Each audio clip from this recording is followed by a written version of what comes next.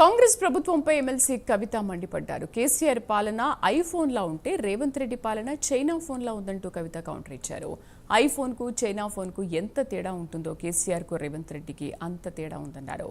China phone చూడ్డానికి బాగుంటుందని కానీ సరిగ్గా పనిచేయదన్నారు. మాటలు చెప్పి బీసీలతో ఓట్లు వేయించుకుని సీఎం రేవంత్ రెడ్డి బురిడీ కొట్టించారని అన్నారు. బీసీలకు న్యాయం చేయకపోతే జగిత్యాల గడ్డ నుంచే ఉద్యమం ప్రారంభిస్తామని హెచ్చరించారు. కేసీఆర్ గారు ట్రాన్స్పరెంట్గా ఉన్నట్టుగా లెక్కలు చెప్పినారు. రేవంత్ రెడ్డి గారు తప్పుడు లెక్కలు చెప్తున్నారు. ఇంకో పక్క ఇచ్చినటువంటి ఏ ఒక్క మాట కూడా ఫుల్ఫిల్ చేసేటటువంటి పరిస్థితి లేదు. కేసీఆర్ గారి పాలనకు రేవంత్ రెడ్డి గారి పాలనకు ఎంత తేడా ఉందంటే, కేసీఆర్ గారి పాలన ఐఫోన్ లాగా ఉంటే రేవంత్ రెడ్డి గారి పాలన చైనా ఫోన్ లెక్క ఉన్నది.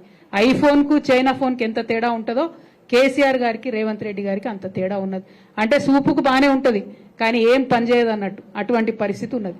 మాటలు ఇచ్చి బీసీల ఓట్లు వేయించుకొని ఇవాళ బీసీలను మోసం చేస్తున్నటువంటి కాంగ్రెస్ పార్టీని చరిత్ర క్షమించదు, బీసీలు క్షమించరు. వారికి ఎవరు లేరు, వారి పక్షాన మాట్లాడారు అనుకుంటున్నారేమో. మేమందరం కూడా అండగా నిలబడి ఉన్నాం. ఖచ్చితంగా బీసీలకు మీరు ప్రామిస్ చేసినటువంటి 42% ఇచ్చే వరకు కూడా తగ్గేదే లేదు. ఖచ్చితంగా ఉద్యమాన్ని ముందుకు కొనసాగిస్తాం. మరో తెలంగాణ ఉద్యమంలాగా పోరాటం చేయడానికి బీసీ బిడ్డలందరూ కూడా సిద్ధంగా ఉండాలని చెప్పి ఈ సందర్భంగా పిలుపునిస్తా ఉన్నాం. ఇవాళ నేను డిమాండ్ చేస్తా ఉన్న కాంగ్రెస్ ప్రభుత్వాన్ని, 900 ఇండ్లు జగిత్యాల్లో ఖాళీగా ఉన్నాయి. మీరు అర్హులైనటువంటి వాళ్ళకి ఇమీడియట్గా ఐడెంటిఫై చేసి ఇవ్వండి.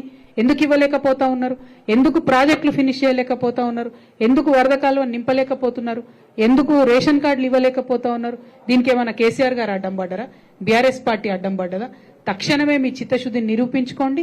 మీరు ప్రజలకు ఇచ్చినటువంటి హామీలన్నీ కూడా వెంటనే నెరవేర్చండి అని ఈ సందర్భంగా డిమాండ్ చేస్తా ఉన్నాం. కేసీఆర్